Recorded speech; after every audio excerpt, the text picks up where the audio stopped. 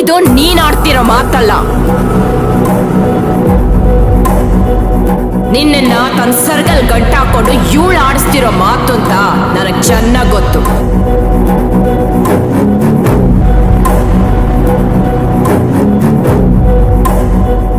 ಸೆರಗಲ್ ಗಂಟು ಹಾಕೊಂಡು ಇಟ್ಕೊಳ್ಳೋದಕ್ಕೆ ನಾನೇನ್ ಬಾಯಲ್ಲಿ ಬೆರಳಿಟ್ಕೊಂಡಿರೋ ಮಗುನ?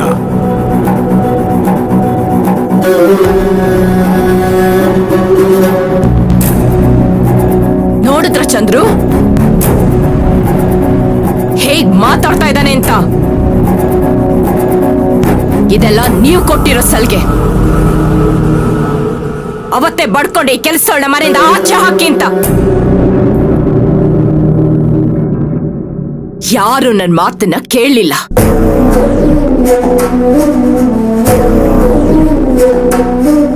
ಈಗ ನೋಡಿ ನಾನ್ ಹೆತ್ತ ಮಗನಿಂದ ಎಂತೆಂತ ಮಾತುಗಳನ್ನ ಕೇಳ್ಬೇಕಾಗ್ ಬಂತು ಅಂತ.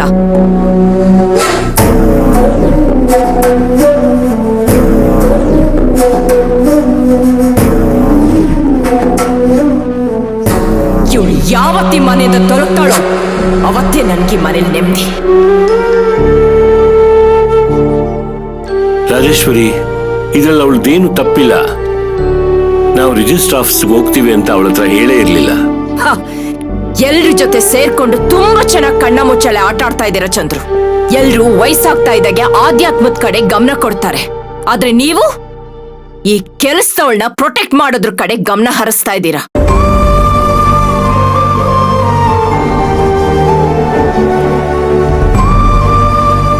ಅವ್ರು ಅದನ್ನ ಮಾಡೋದ್ರಲ್ಲಿ ತಪ್ಪೇನಿದೆ? ಏನಿದೆ?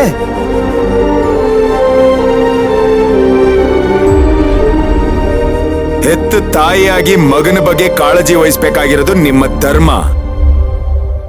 ನಿಮಗಾಗ್ ಮಾಡೋ ಆಸೆನೂ ಇಲ್ಲ, ನೀವದನ್ ಮಾಡೋದೂ ಇಲ್ಲ.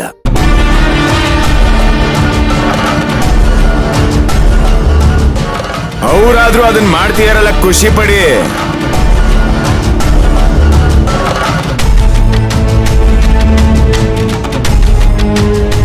ಯಾವ ರೀತಿ ಖುಷಿ ಪಡ್ಲಿ?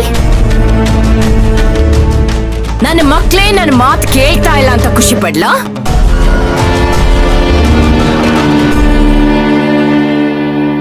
ಕಟ್ಕೊಂಡಿದ್ದ ಗಂಡ ನನ್ನ ಜೊತೆಗೆ ಇದ್ದು ನನ್ನ ಬೆನ್ನಿಗೆ ಚೂರಿ ಹಾಕಿದ್ರು ಅಂತ ಖುಷಿ ಪಡ್ಲಾ?